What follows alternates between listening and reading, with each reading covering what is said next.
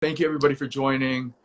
I just want to give a quick introduction to myself before Benny joins. My name is Sam Hyun. I am the current executive director for the Korean American Citizens League here in New England, as well as serving as one of the Asian American commissioners on the Massachusetts Asian American Commission. I've recently partnered up with HATEISAVIRUS as we're trying to basically just uplift voices of our community, make sure that we're fighting and combating racism and trying to dismantle systems of oppression.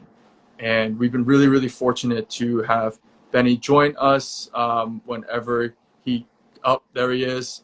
All right, one of those voices that we have invited to be our first speaker is Benny Lo. Benny Lo, for those who may not know, is the CEO and founder of Nextshark. Nextshark, which was founded in 2013. They really work to uplift the voices of global youth of Asians, and they have done a really great job of getting stories out there in real time, elevating voices, elevating the news that needs to be told, and from a narrative that is slightly different than what we usually see during mainstream media. And as we are here waiting for Benny, there we go. There we go. Cool. So everybody, this is Benny Lo. Benny, did you get a haircut? I did. I just I got it today actually. So fresh cut. I'm actually doing the exact opposite. I'm like growing my hair out. So, just to kind of get started, I think people have been kind of waiting for a little bit. Why don't you introduce yourself, right? I gave a brief update. I didn't get to the part where you actually are on Forbes 30 under 30. And so I just wanted to throw that bit out there. But could you tell us a little bit about yourself? Because all we know is we know Benny as being the founder and CEO of Nextshark. We don't know you as an individual.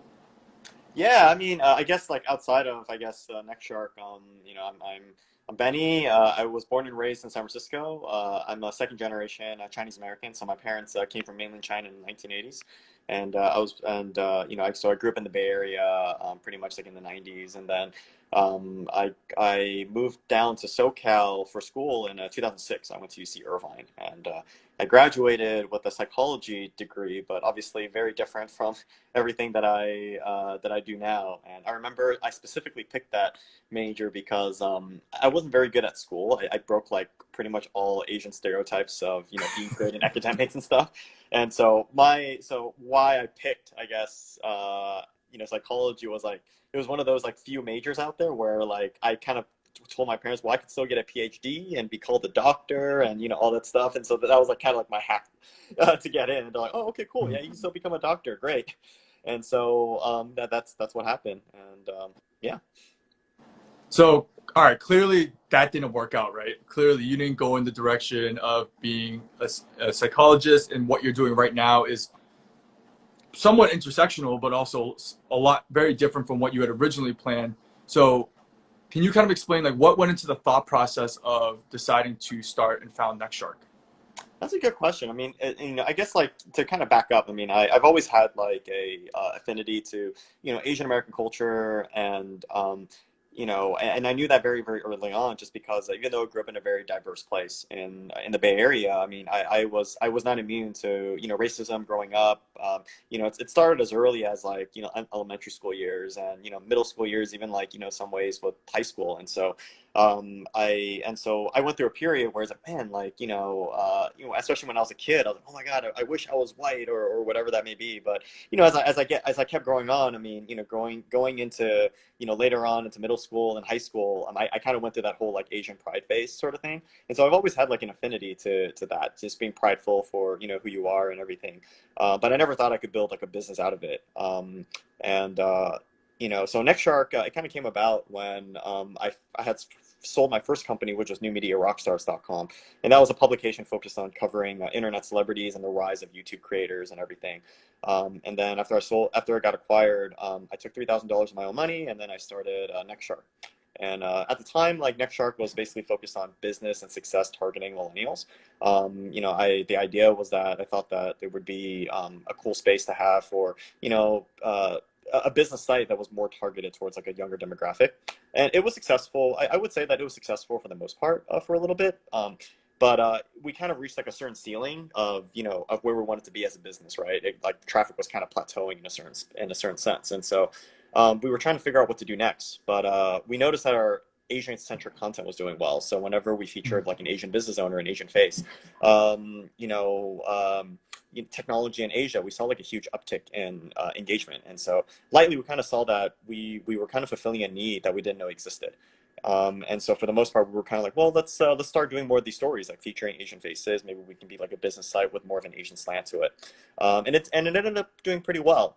And then that transition started to occur like more like Asian American, like I would say happened around like 2016, like during the 2016 Rio Olympics. And what happened there was we started getting a lot of DMs from people going, hey, there isn't a lot of Asian athletes. They don't really get the representation that they deserve in the mainstream, and so you guys should maybe focus on that. And at first we were kind of hesitant because we were like, well, our focus is business success, and we've already kind of like branched off a little bit more. Like, is this a right decision? But let's just try it. And so we did, and even our coverage of the Olympics was like, we weren't like a huge mainstream publication, but even small like write-ups like, oh, Vietnam winning their first Olympic gold medal. We didn't break that story, but it did insanely well. I mean, I think that one, like, it generated over like, 250,000 impressions in under 24 hours. And this is just purely from sharing it. I mean, we didn't even have that big of following at the time, to be honest. And it was just purely just like, wow, this is so crazy. This is so awesome. And, this doesn't really, I feel like maybe Asian American excellence or Asian excellence doesn't really get talked about as much in the mainstream media. So I think that's something that's why we saw like, so much love and so much support happening around there. And then I would say like 6 months later, the whole Dr. Dao situation happened, whereas like, it was a Vietnamese American doctor that was, forcibly thrown off a overbooked United Airlines flight. And he was all bloodied and everything. And we started getting, a lot of people asking, hey, can you report on this? I mean, crimes against Asian Americans are some of the least underreported. And this is something that you should look into. And again, we hesitated a little bit, but we were like, okay, well, this looks like it's something pretty important, and it looks like this is prevalent and it's happening, and obviously this is a really big story that involves like the Asian American community, and we did that. And I remember even for our coverage of Dr. Dao, like we weren't like the main source of it, but even when this company started ranking like the most engaged articles on Facebook for a specific topic, we actually ranked number 3 across like all of Facebook, for one of the coverages that we did on Dr. Dao. And that, I think that speaks volumes, because it shows like, look, it's not like we were like a mainstream pub that got this, source. We mainly just like, hey, we saw this as something that is very important to our community and something that, they would want to be informed by, and we did it. And just because like, I think that we come at it from like an Asian American angle, which I think that a lot of our audiences, respect.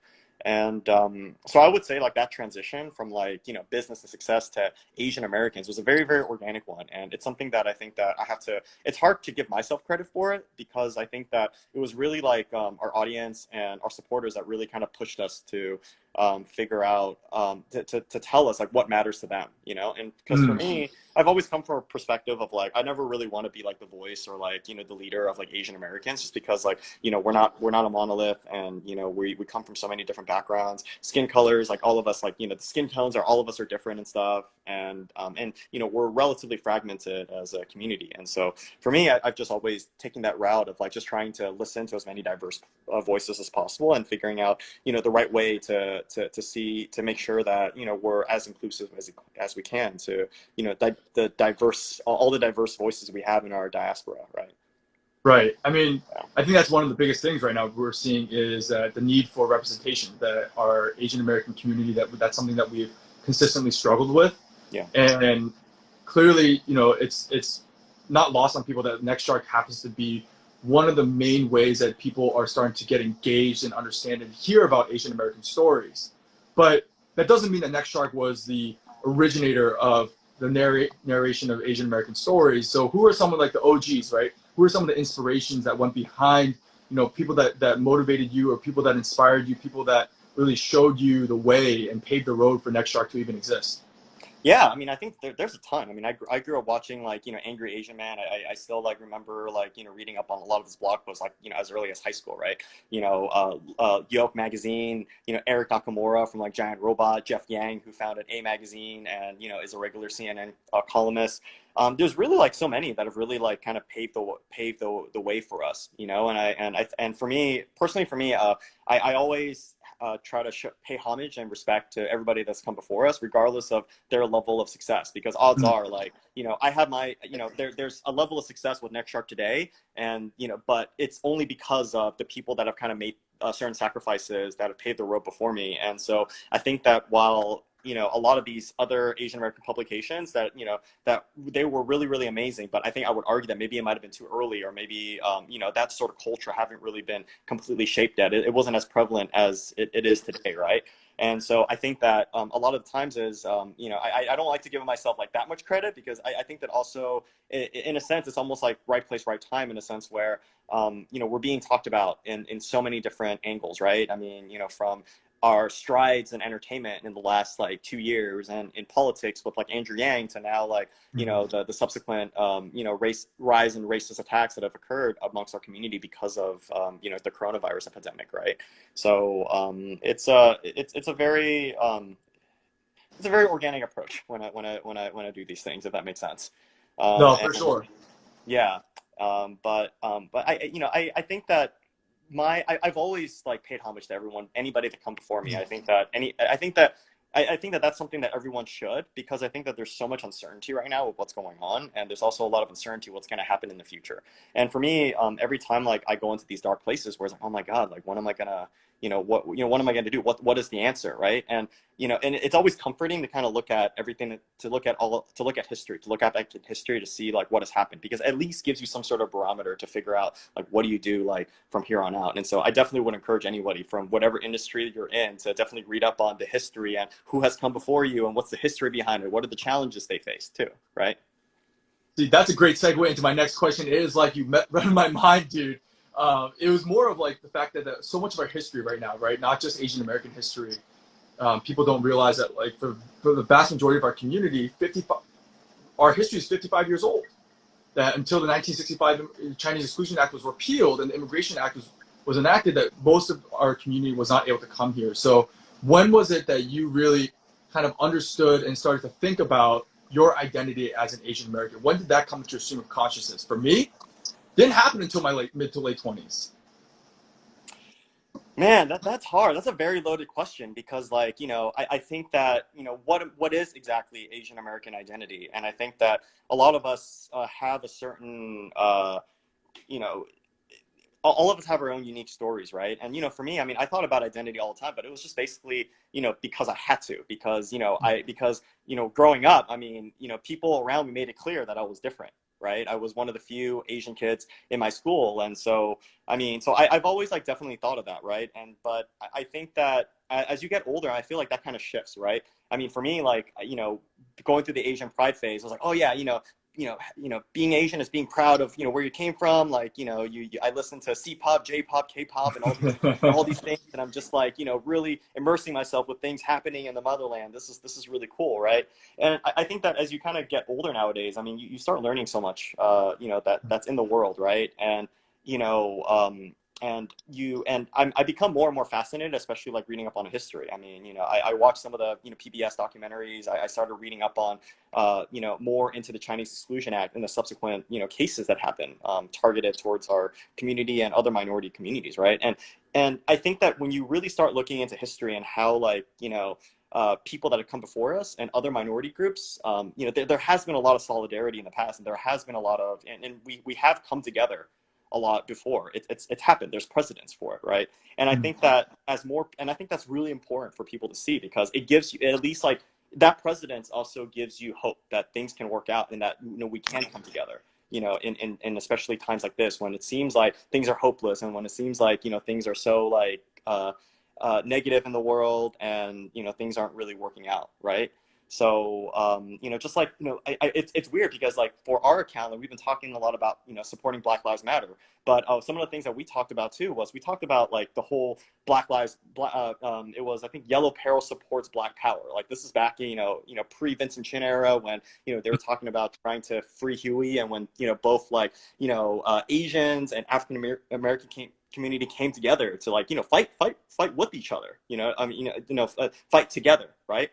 And so I think that, and a lot of comments are like, wow, I had no idea. I had no idea that this sort of solidarity happened between our communities. And I'm like, dude, this is so important to look into. And so you know, there's so much like info to really unpack, and I really definitely encourage, you know, anybody here watching to, you know, read up on all the amazing things that has happened, because as minorities, I mean, our ancestors helped each other out. Like there's been so many moments, and we have to read back into to those moments and remember that, right?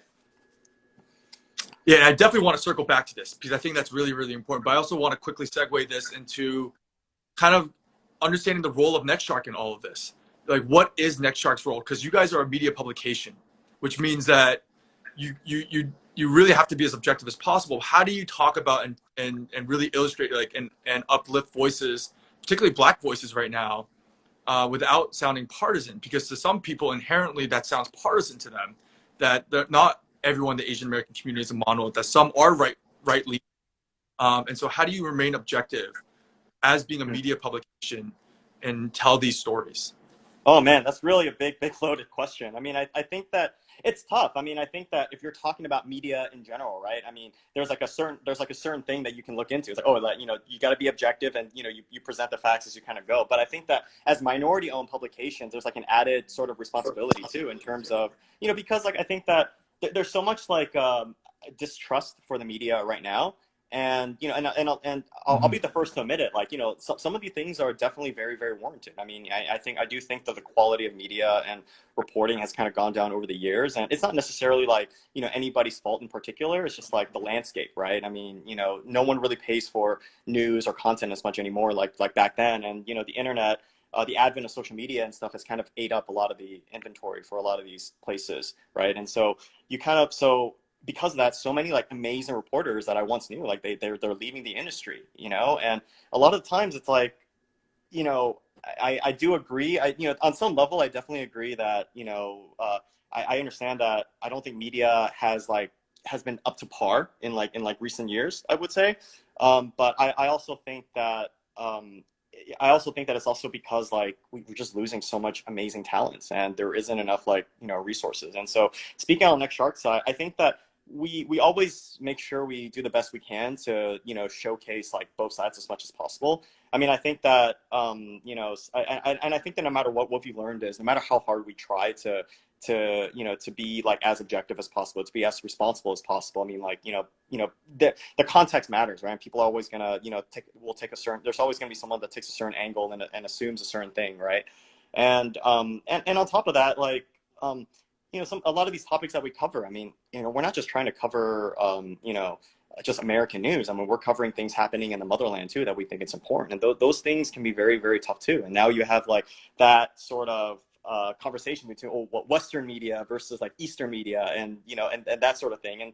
And so I think that my goal is really to, as I keep doing this, and as our team keeps doing the best they can to be as objective and to be responsible for all the things they do. There's still a lot more for us to learn, just because simply there's so much. The world is so vast, and you know, and if we're talking about how do you say it? How diverse the Asian American community is and how fragmented it is already. Now try like speaking for like all of Asia. Like that's so much to unpack. That's like, I mean, I would argue that's probably impossible in a sense, right? And so I think that we look at it, we try to be as responsible in the best way as possible. We also like, you know, we also understand ourselves, or we try to be as aware as possible in a sense where okay, well, we also have our own biases. We have to understand we're human and we have our own biases. I was born in America. I was born in California, and I was raised on a very certain experience, right? And that's going to differ from a lot of different people too. And I think that for me, I think it's important to kind of acknowledge to have that sort of awareness. And I think that that'll help shape the decisions that you have to make. But obviously the problem is, like, you know, it's hard. We've accepted as an organization and as a team that we are going to, on some level, drop the ball every day. That's already something that we have to accept. And that's because like there's so much crap going on in the world. There's so much news to put together. There's so much like misinformation that we have to unpack.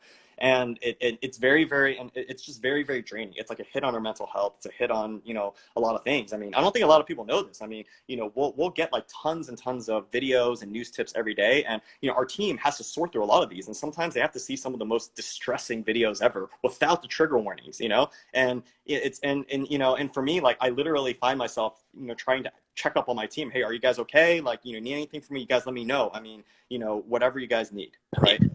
So, you know, it's definitely a lot to unpack. And all I can really say is, you know, we acknowledge the fact that there's a lot that, you know, we have to do in order to continue to improve and a long way to go.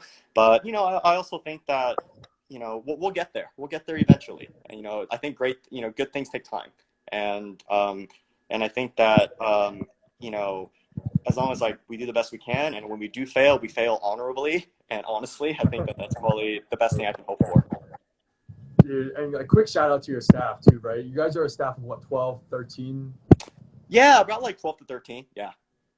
Right, and the amount of legwork that each one of you has to take on, like, you know, I've worked with some of your staff members. You know, shout out here, you know, and the amount of work that they have to do on a day in and day out basis, and what you're talking about, right, is like you have to also not only run a company, you have to continue to churn out information day after day, make sure that you're accurate, but also having to play kind of more of a like a parent role, making sure that they're doing okay, that they're healthy, that they're sound, and that's a lot on you too, right? I think people don't quite get that, so I feel like you have to get a lot of hate mail. Like, you got to get a lot of threats. Oh yeah, 1000%. I mean, you know, like somebody don't like something, or they assume something that, you know, we I guess like they jump to a conclusion that we now believe in this suddenly just based on a report. Like suddenly, like, you know, we'll get attacked. I mean, I've gotten death threats before. Like I've had my personal address like posted, you know, on Reddit threads and everything. You know, and now like huh? Like, they posted your personal address on Reddit threads, right? Yeah, for sure. No, it's happened before. I mean, like, you know, like it's interesting. It's like it's or like they'll make assumptions. Like I've been called like the mouthpiece of the CCP, but I've also been called like anti-Chinese at the same time. So it's really weird to get like, you know, both you know, to get like both spectrums. And so it's really weird. It's really, really weird. Like, yeah, like the exact opposite of each other. Yeah, like very opposite of each other. Like calling water fire and fire water. Yeah, there's literally like whole Reddit threads about me of like, oh, Benny is like a secret spy for like the Chinese government, for the CCP, and he's here to like, you know, it's really weird. Like, I'm like, what? You know? Someone accused me actually recently of being a stooge for the Democratic Party, and then I'm getting paid to post what I post. I'm like, where's my money? Where's my money? I know, right? I know, right? And so, you know, but, you know, and you know, kind of going back, I definitely want to give a shout out to Kier. I mean, Kier specifically, because like I know he's in here right now, and you know, Kier is someone that you worked with, Sam, and you know, Kier is like our managing editor, and he is, dude, this guy pulls like freaking, like, I don't know how he does it. Like, he's pulling like 14, 16-hour days, and like, you know, and this guy never sleeps. And I tell him, dude, get some rest, man. And you know, literally, I'll see him online at like 8 a.m. But then it's 3 a.m. in the morning the next day, and like, you know, and I'll still see him like on like, wait, what are you doing, bro? Like, get some sleep, man. And you know, and so it's and you know, on one hand, like, I'm happy that there's passion for the work he does, but at the same time, like, you know, I feel like I do have to constantly remind my teams, like, hey, like, what we do here is hard. It's not easy, and I know that you guys are getting a lot of crap to continue delivering and doing better, and I know that every day you guys are getting messages saying that you're not good enough, but you are. And so I hope that I hope that my words hold more weight than all the crap that you see online, and you know, just take care of yourselves, and you know, then try to and just do the best you can, right? For sure. And you know, I think, you know, whether it's stupid or not, one of the things I tend to do every once in a while is I'll go through the comment section of stuff that you guys post, right?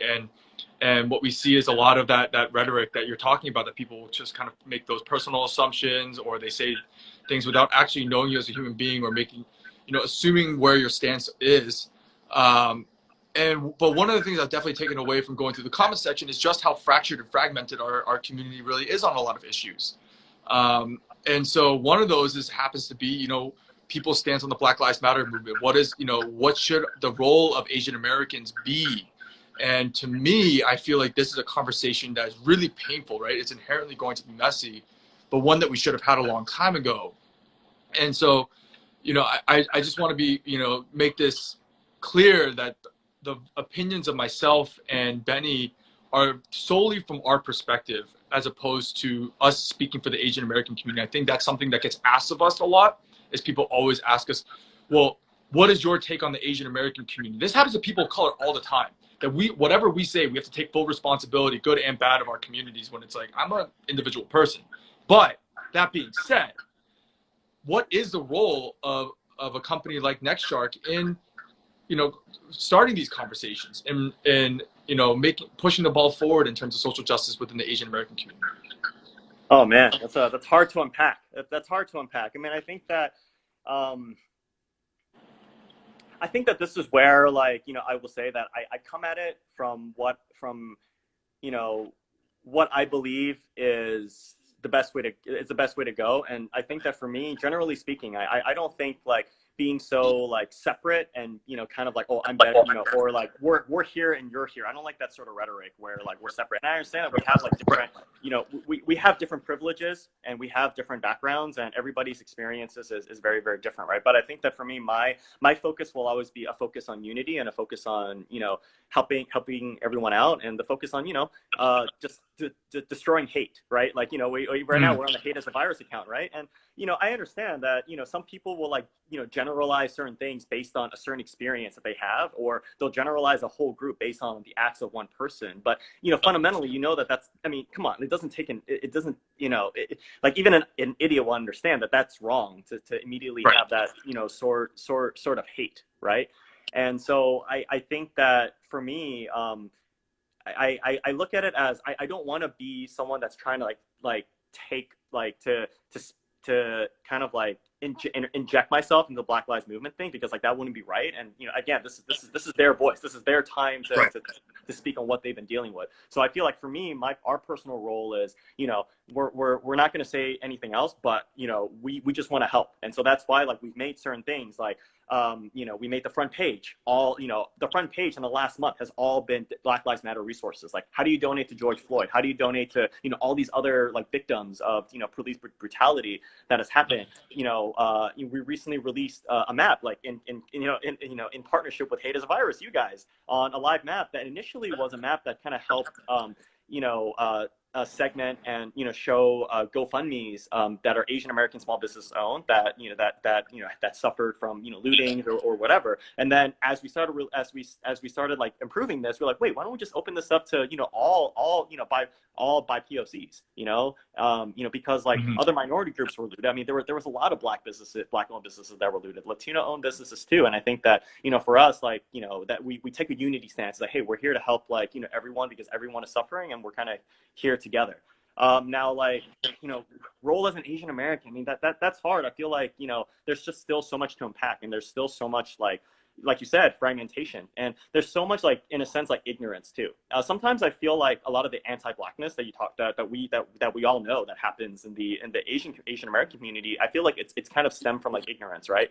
And I think a lot of people really don't know, like, what African American black people have to go through, I still, and, for me, like, firsthand account, I still remember, like, I remember in college, I was in a car with my friend Reggie, and I got pulled over, right, for something that I did, right? And I was the driver, by the way, okay? And so, like, the guy just asked me, like, a few questions. He didn't even take my ID at all. But he proceeded to go around to the passenger side and proceeded to question my friend for the next, like, 5-10 minutes, asking him for his ID, asking him for this. And I remember, like, hey, why did he seem much more interested than me? Wasn't I the one that, that did this? And then, like, this is all he said. He basically looked at me, looked down sadly, and was like, they're always more interested than me. And that was like, oh shit, that was like, oh my God, crap, And so it's experiences like that. I mean, I think that really, that really kind of changes your perspective on things, right? And so I think that, again, like, it's really important for people to know the history and to know what has happened here, and to, because that's so relevant to shaping, what we believe in today, right? Totally, man. I feel like, so many within the Asian community, I see this all the time. Like, well, Black people did this to me. What about us? How come we're being silenced? And it's like they're so fixated on the what, and they don't talk about the why. Like, why is it that we're pitted against each other? Why does the model minority myth exist? Like, there's so much within the Asian American community that we don't even know our own history, and we damn sure don't know Black history.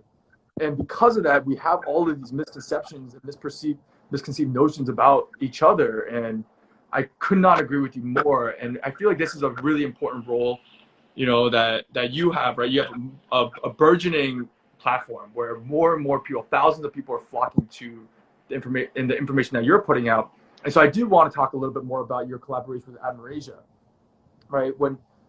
How can people who are watching right now then go out and participate, and how can they be impactful in the way that they engage with Nextshark, Admirasia, and the partnership that you have with MAP? Any support always helps, obviously.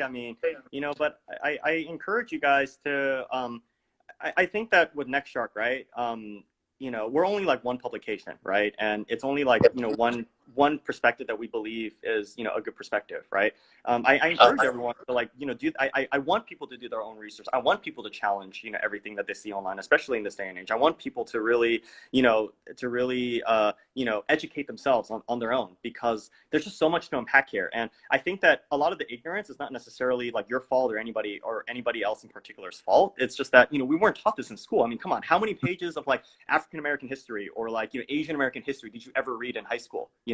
Like, I think that the Chinese Exclusion Act was just like maybe one line. And then when I learned about slavery, I just heard, I just learned like, I learned it was touched on, but, if you really read on all the crap that a lot of like, slaves that were forcibly brought here had to go through, it was super horrific. I mean, it's literally trigger warnings all around, you know what I mean?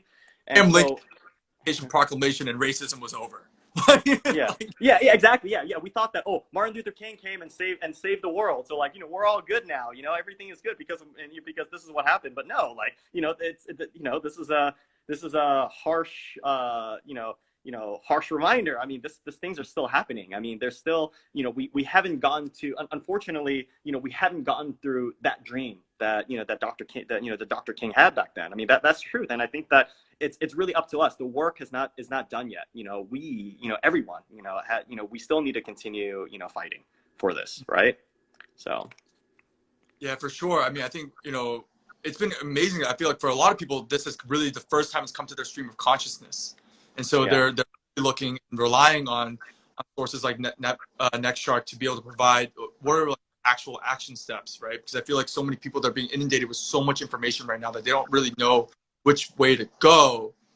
And so, is Nextshark thinking about continuing to put out resources to, because what you talked about was putting Black Lives Matter content and information on the page, on the front page, so like what are the like things that Nextshark can do even more so? Are there any other things that are down the pipeline?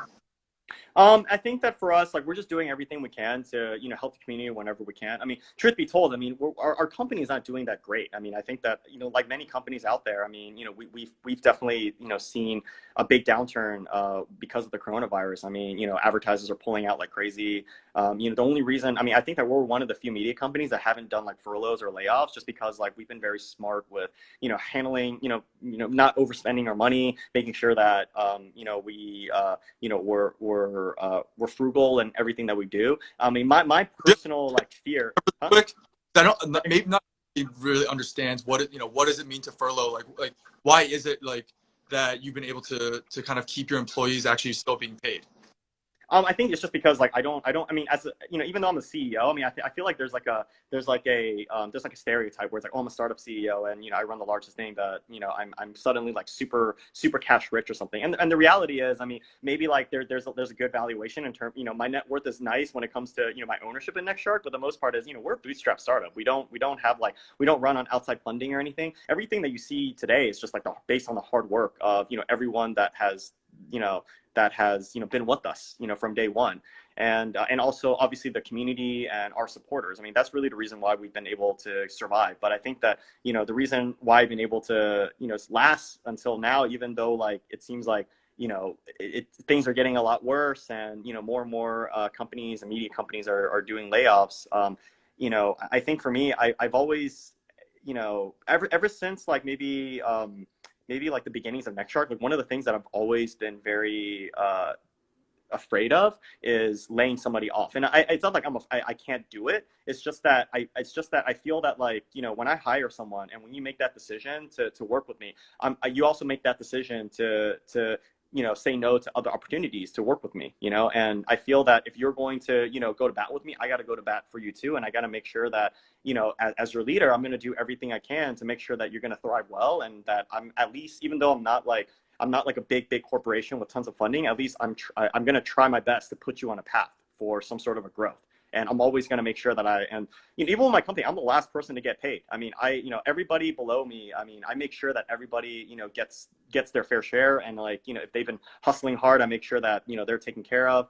You know, we've even given our own, like, I guess, stimulus, like extra, you know, a little bit of, you know, we'll, like, you know, round up sometimes on, like, you know, on people's pay, if we have to. I mean, we're just, like, you know, we're just really trying to, I don't know if it's like we're trying to be a family. I feel like family can be, like, you know, kind of like, I don't know if that's a right word to say, but, you know, I just want, like, a good environment, just because, like, I think that, you know, I feel like we're kind of in this world now where, like, you know, people are just confused, like, hey, like, you know, who's looking, you know, who's gonna, is anybody looking out for me, you know? And, you know, and that's sort of, and I think that feeling of, like, helplessness and not having anyone around you, like, that's a very shitty feeling to have, you know? And so even for me, and I would say that the biggest challenges for me right now, I would say as a founder, is that I wish that I was in a better position where I could, you know, make change, where I could, you know, because a lot of these things, they take a lot of money.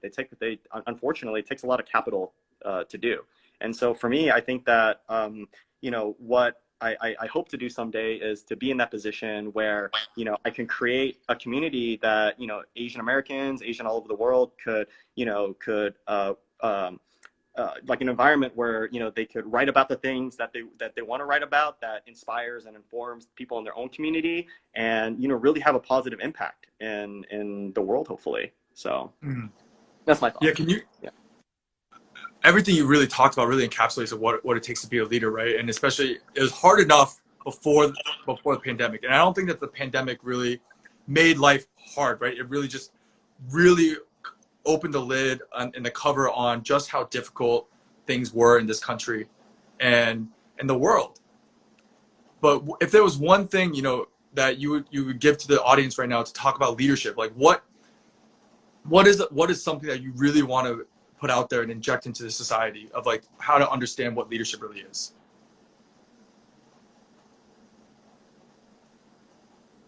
Oh, looks like Benny is freezing just a little bit. Let's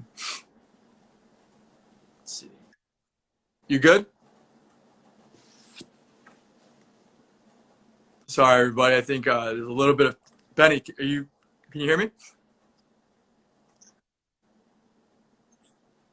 Can you see me now? Yep. Yeah. Okay, Yeah. there we go. Sorry, poor connection, they said. But I remember. So what was your question again? Sorry.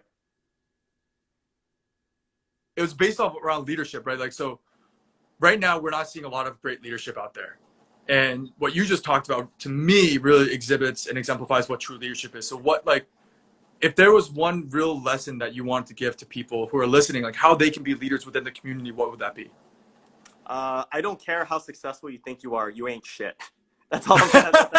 And you have to basically, you know, for me, my company, you know, I always make an effort to, you know, meet everyone in my company, no matter, like, you know, how low level or whatever they are, you know, and so, and I take time to, like, meet everyone because, you know, they may have experiences that you don't really know about, right? And so, and I also think that every CEO needs to take, like, a lesson in EQ to understand people better. I noticed that a lot of, like, you know, CEOs and stuff, I mean, they're kind of like, oh, whenever, like, there's a certain issue, they're like, oh, let's just have, like, HR handle it. And I understand that, you know, yeah, HR, whatever it is, but you know, they don't want to deal with people or whatever that is. I mean, but dude, like, that is a fundamental, like, that's so fundamental in terms of, like, how you should, you know, in terms of how you should lead a company, right? Is to really understand people and to really, you know, what makes them, how do you say it? I guess just to get to know everyone around you. Yeah, what makes them tick? Yeah, what makes them tick, essentially. Yeah. Right. I said it sucks because I answered it better the first time, and so now I'm kind of, like, mumbling. I apologize. Yeah, no, it's like how are you going to maximize somebody's potential, right? If you don't even know them, if you don't know like what areas that they need to grow, that maybe you as a leader may be able to put right, like because you as a leader have the power to be able to put them in positions to thrive. And so, how are you going to know where to put them in those positions if you don't even know them at all? Yeah. And so, the way that you talk about your employees and the way that you talk about them as family, because you know them so well, you know exactly what positions to put them in, and then talk to them on a real one-to-one basis and be like, hey, maybe this is something you could get better at. Yeah. Exactly. Exactly. So. So, I know that we have run about 45 minutes so far. We have had a couple technical difficulties, but I do want to open it up, to just a few questions, if possible. So if while Benny's internet is lagging in and out a little bit, if people could drop in a question real quick in the comments. The first question I see, I will just ask, and then we'll try to wrap up today's live session. But if there is not, I'm going to ask Benny to also think about last remarks that he would like to give before we log off here. Hey, I know why my connection was bad. I think that my wife's phone, she doesn't turn on Wi-Fi, and so I just turned on Wi-Fi, so I feel like the connection should be better now. My bad. This is another great example, right? Everyone says that Asians, because we're Asians, that we should be good at math, good at technology, and yet here we are fumbling and bumbling with, like we can't even get our phones to work and do a fucking live together, like. Yeah, it's funny because I would say this is definitely one of my favorite discussions that I've had, but it's one of the worst in terms of technical difficulties. I've never had so many technical difficulties on something, so I totally apologize about that, and to everyone that's listening and watching. Honestly, my eyes have been darting up and down a little bit. I've been kind of just taking a peek at engagement. We've been pretty steady, so I think that overall people have enjoyed it. But I do want to get to Kitty Catch. I don't know your actual name, so I'm just going to go by your name here. But well, yeah, I know Asians are good at some Asians are good at tech, but that's not an inherent trait of ours that we are inherently good at tech. But how can we as Asian Americans, right? How can we be more unified? Again, super loaded question. I have my own thoughts on this, but Benny, this is directed towards you. Oh man, that's like asking how do we become more unified as a nation? That's that's such a loaded question. I think that this relates to everyone. I think that overall we need to have more dialogue. I mean, and this goes for both sides. This is not right, left, or moderate or whatever it is. I think that for some reason we've kind of bred a culture where we can't have a certain dialogue anymore before it divulges into flaming each other and just derails. I mean, I see so many. I don't know why. I see so many conversations just get derailed nowadays. And whereas back then, I mean, I don't know if it's because there's more people on there or are there. I don't know if it's because of the landscape or whatever that may be, but I think that, true change really starts with, people that may not agree with certain things coming together and trying to work out those differences, right? And I know that this is very, very difficult because I know that there's, there's still a lot of, people in this world who has very, very problematic thoughts, whether it's due to ignorance or whether it's due to whatever upbringing there is. And, for me, I've always taken on the perspective of there are no bad people, only bad teachers. And that's that's kind of how I've taken at it. And don't get me wrong, there's people out there that nowadays that deserve to be canceled, they're pure evil and everything out there. But I think that before we come up with a lot of with this polarized thinking, I think that's going to be very that's the start of something that can be very, very bad, right? And I think that also to just be open and educate on things that have happened back then. I'll give you a good example. I mean, for example, my mom, right? I for me, she's probably one of the few people whom I haven't had the Black Lives Matter talk with, but I didn't have to.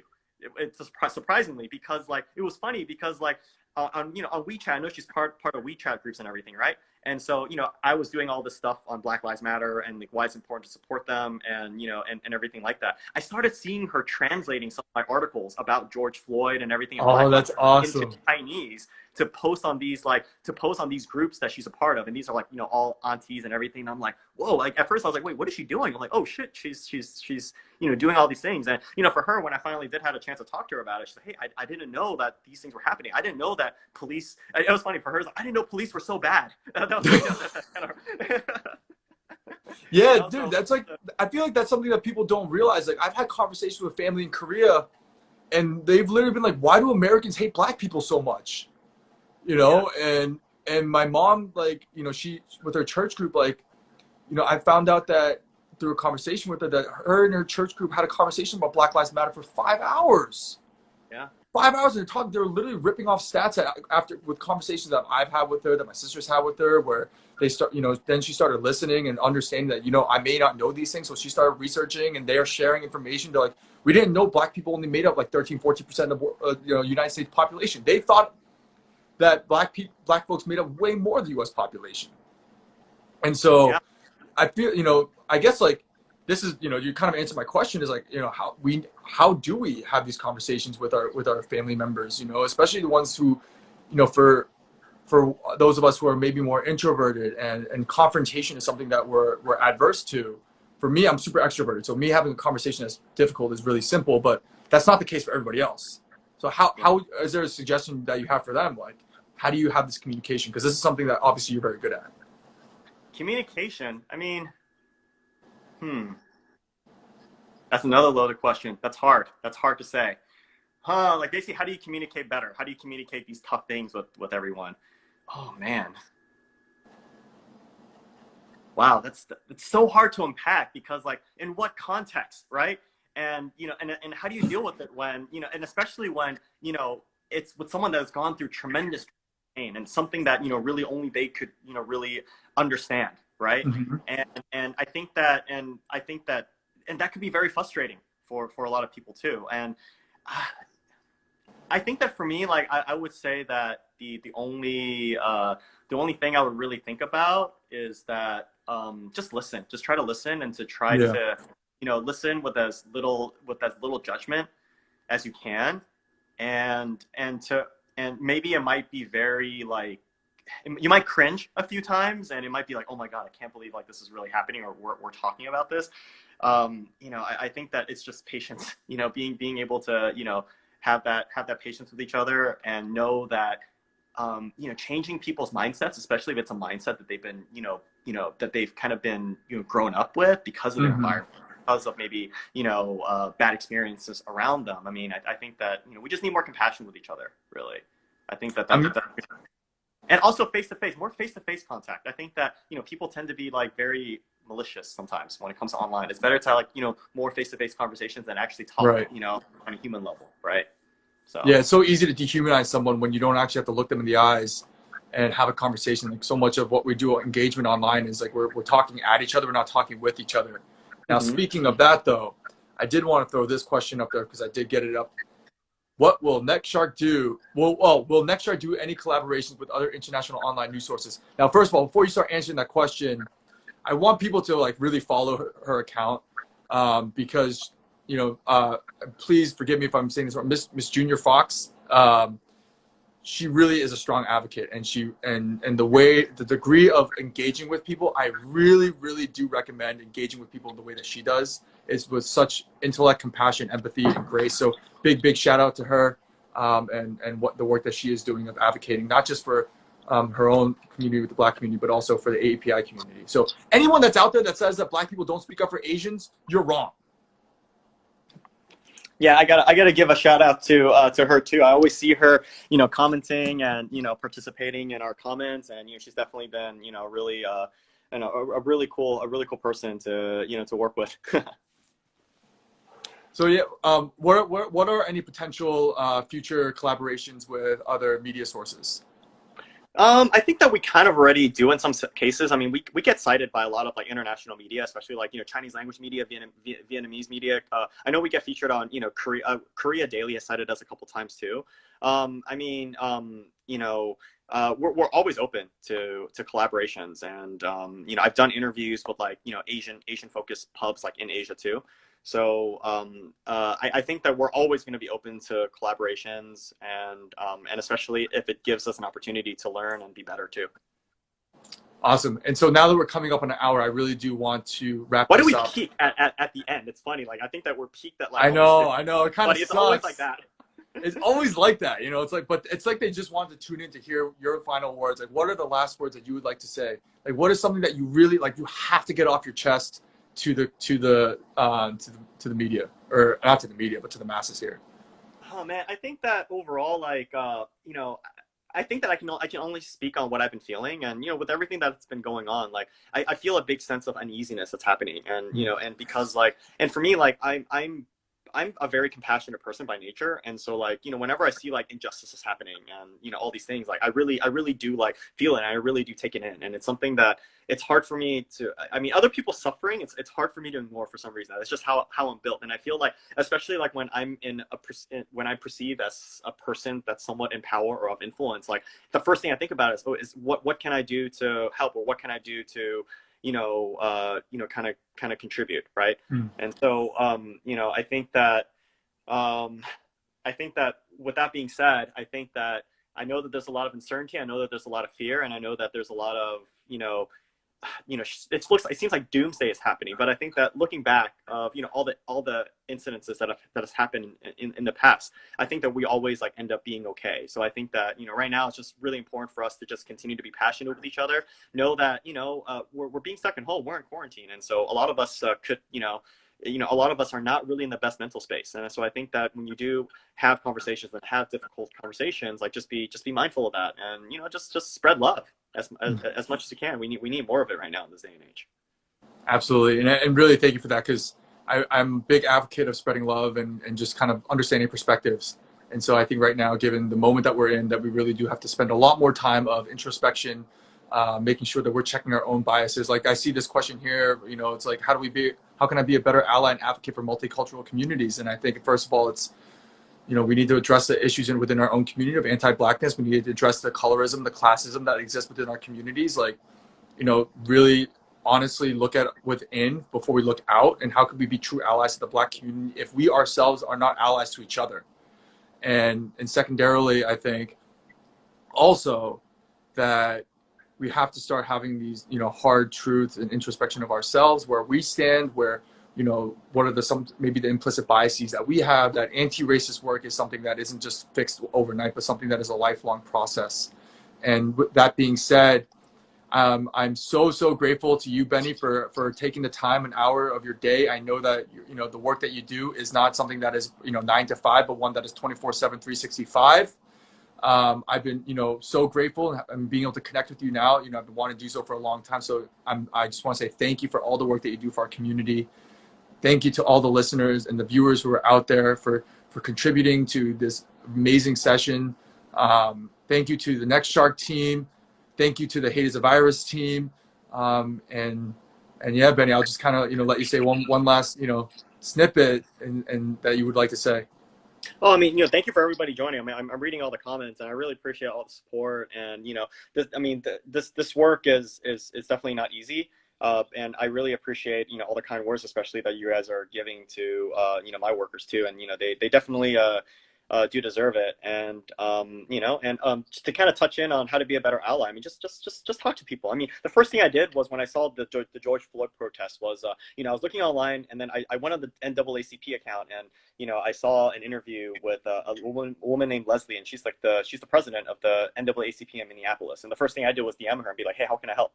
And she said, hey, we could use some fund. We need help raising funding, for a community protection program thing that they're having. I'm like, great, I'll put that on the front. We'll put that on the front, the GoFundMe on the front page. We'll feature it on, our Nextshark stories, and, whatever else you need. Right. And so I think that's always the first step, is to, just reach out and see how you can help. But yeah. Love that. Thank you, Benny. Thank you, everybody. Make sure that, you continue to follow Nextshark. follow the work that they're doing with Admirasia. So follow Admirasia as well. Follow the Hate is a Virus account. And so you can continue to be able to contribute and help and be a part of the change that we really so desperately need right now. A lot of people are hurting. A lot of people are struggling. But I do believe that this is the conversation and place that we need to be at. We're exactly where we need to be in terms of making sure that we continue to educate ourselves, we continue to look out for one another, and make sure that you also take care of yourselves as well. So please, thank you again, Benny. Really, really grateful for you to be here. Thank you to the Hate is a Virus team for allowing this conversation to happen. Thank you to Nextshark for joining and contributing as well. And to everybody out there, be good, much love, and thank you for joining. Later, guys.